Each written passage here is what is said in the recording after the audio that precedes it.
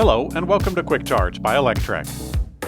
I'm Mikey G, and it's Thursday, December 8th. Tesla has hired Chris Winton, the former Chief People Officer at FedEx, in the automaker's new role of Champion of the People, better known as pretty much the head of human resources.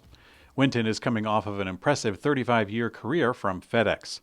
The new Tesla executive is expected to be in charge of human resources for more than 100,000 employees at the automaker and recruiting, a massive endeavor at Tesla as the company is growing several major factories all at once. In another note, Tesla is known to use unusual titles for its executives, with Elon Musk, the CEO, becoming the techno king of Tesla, and also the chief financial officer, Zach Kirkhorn, became the master of coin just last year. Tesla is again facing rumors that it is cutting production in China amid lower demand, even after cutting prices on its electric vehicles. Earlier this week, the rumors began circulating, with Bloomberg claiming that Tesla was now planning to reduce production output by 20% in December. Tesla China said the report was untrue without going into details. But now another report from Bloomberg doubles down, adding the details, claiming that Tesla is cutting 11 half-hour shifts into 2 9.5-hour shifts per day starting on Monday. The shorter shifts will reportedly lead to reduced monthly pay income for Gigafactory Shanghai production staff.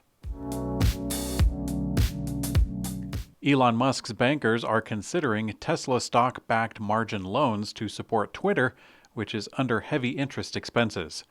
To finance his $44 billion acquisition of Twitter, Tesla-backed loans were reportedly considered, but instead Musk ended up selling billions of dollars worth of Tesla stock. The rest was covered by investment partners and $13 billion in debt that is reportedly resulting in $1.2 billion in annual interest costs. That's putting a lot of pressure on the company's financials, and now Bloomberg reports that Musk's bankers are considering Tesla-backed margin loans. The loan amount is not known, but the discussions have reportedly focused on replacing a $3 billion loan at 11% interest.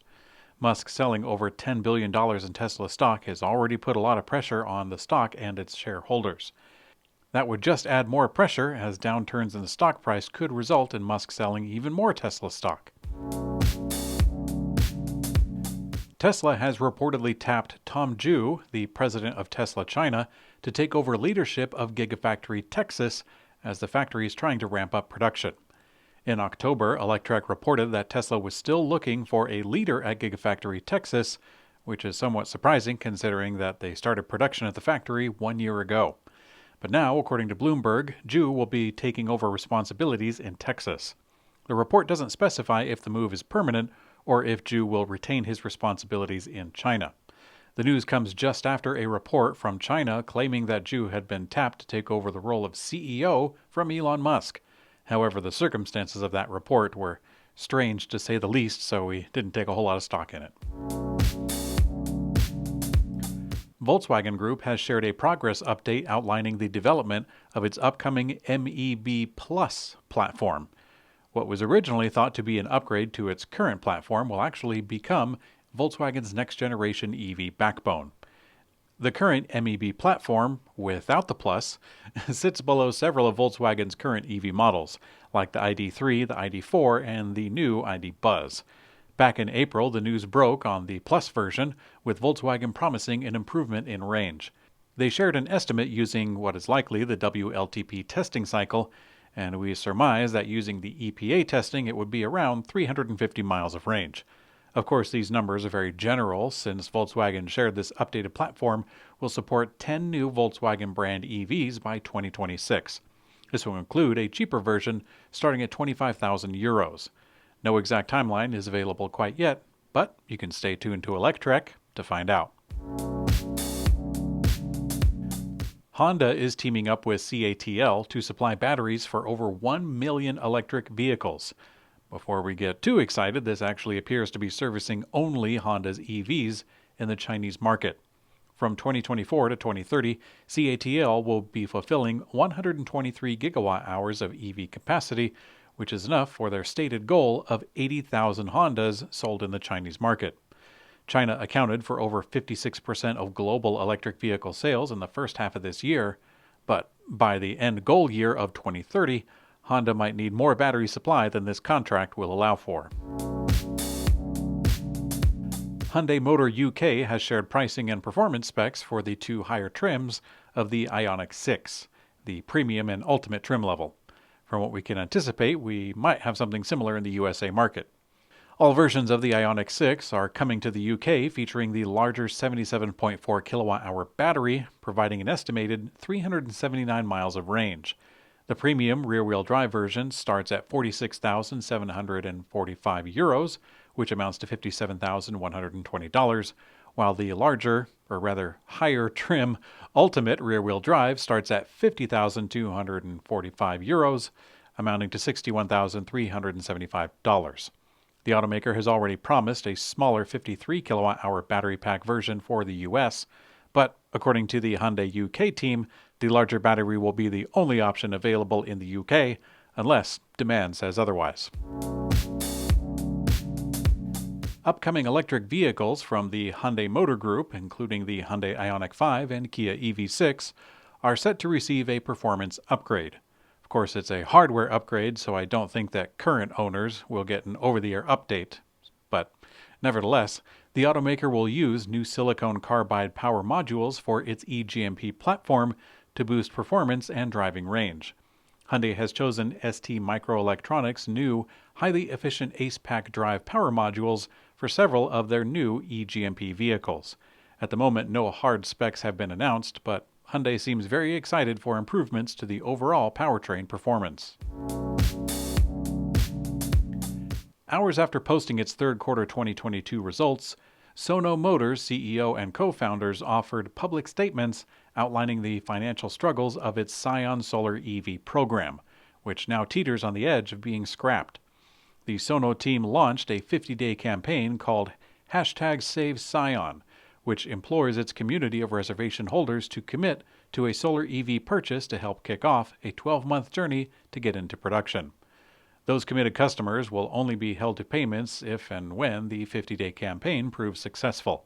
Today's news is particularly disheartening since we have covered Sono Motors for several years as it progressed from a garage prototype into series validation, which debuted this past summer.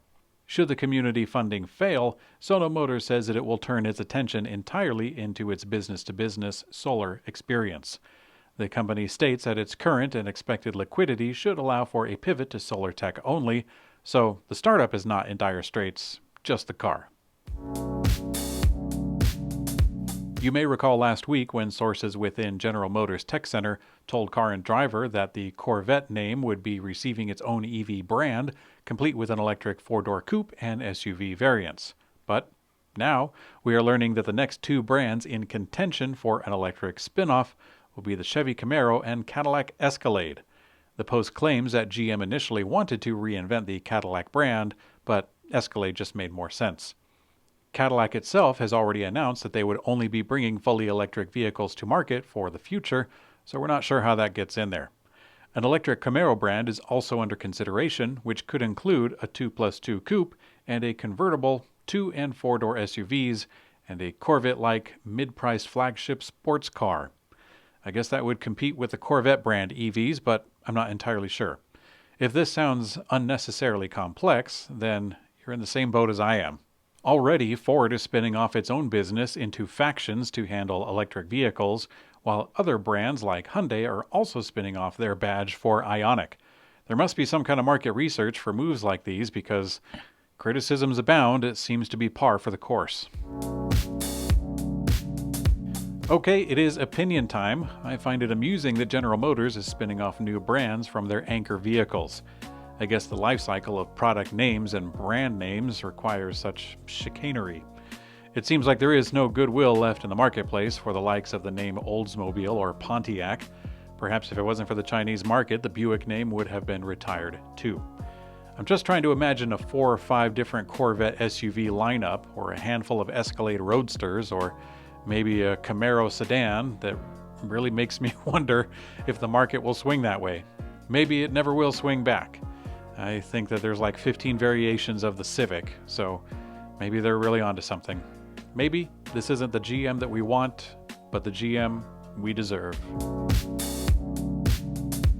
In today's community comment found on YouTube, Debbie Bethel says, "Hey, thanks." You're very welcome, Debbie Bethel. If this is your first time on the channel, and possibly the first time hearing my voice, welcome to Quick Charge. You can find me here Monday through Thursday, and again on Saturdays with the latest EV news recap. Thanks for watching Quick Charge by Electrek. You can also find an audio version on your favorite podcast player. I'm Mikey G, and I hope you have a great day.